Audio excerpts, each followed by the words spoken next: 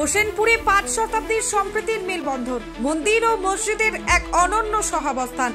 যখন দেশ জুড়ে ধর্মীয় বিভেদ আর বিদ্বেষের বিষ বাষ্প ছড়াচ্ছে, তখন এক উজ্জ্বল দৃষ্টান্ত স্থাপন করেছে মুর্শিদাবাদের হোসেনপুর গ্রাম। এখানে পাশাপাশি দাঁড়িয়ে থাকা প্রায় ৫০০ বছরের পুরনো একটি মন্দির ও একটি মসজিদ সাম্প্রদায়িক সম্প্রীতির এক অসাধারণ নজির গড়ে তুলেছে। গ্রামের রাস্তার দুই পাশে মাথা উঁচু করে দাঁড়িয়ে আছে দুটি ধর্মীয় উপাসনালয়।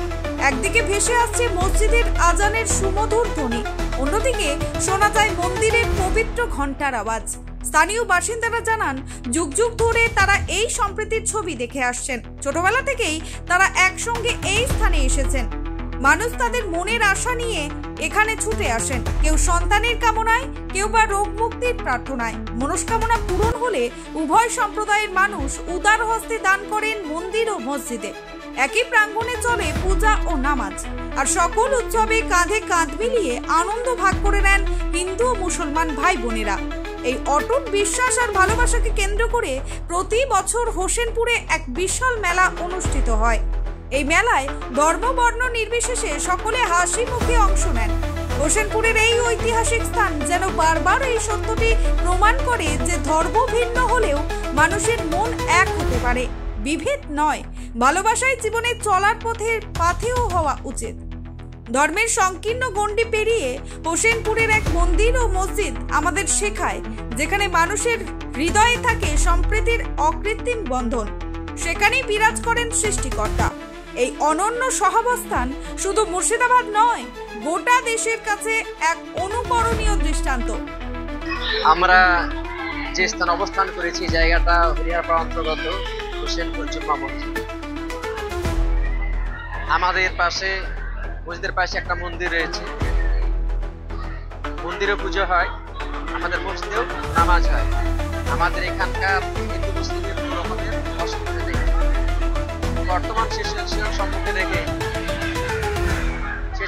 সম্মুখে রেখে দেখছি যে প্রায় জায়গাতে শুনছি হিন্দু মুসলিম এই যে একটা মানে কর্ণপাত, নিজেই কিরকম বিরক্ত হয়ে গিয়েছে। তাই আমি সকল মানুষের তরে অনুরোধ করবো, যাতে আমরা ভারতবর্ষের মানুষ হিন্দু মুসলিম যেভাবে মিলিতভাবে বসবাস করছিলাম, বর্তমান যাতে আমরা থাকতে পাই, এই জন্য আমি গোটা দেশবাসীর কাছে অনুরোধ করছি। আমাদেরকে যেন আল্লাহ তাবারক তাআলা সকলকে শান্তির মধ্যে দিয়ে চলাফেরা করাতে। এই মন্দির আর এই মসজিদ আমাদের বহুদিনকার পুরাতন, একই দিনে কবে তৈরি হয়েছে সেটা আমাদের কেউ জানা নেই।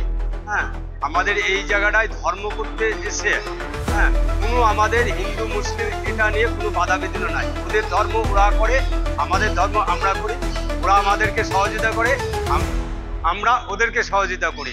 আমাদের এই হোসেনপুর গ্রামের হিন্দু মুসলিম আমরা চিরদিন যে ভাই ভাই আছি, আমরা এই চিরদিন যতদিন বাঁচবো আমরা ভাই ভাই থাকবো। প্লাস ওটা ভারতবর্ষের আমি মনে করি যাতে এইভাবেই হিন্দু মুসলিম এক হয়ে যাতে বসবাস করি। ওদের যখন নামাজের টাইম হয়, ওদের নামাজের টাইমের সময় নামাজ পড়ে, আমাদের কোনো অসুবিধা হয় না। আমরা যখন পুজো করি মন্দিরে, তখন ওদেরও কোনো অসুবিধা হয় না। আমরা নিজেকে নিজে উভয় দুটো ধর্মকে আমরা মেনে নিয়ে চলি।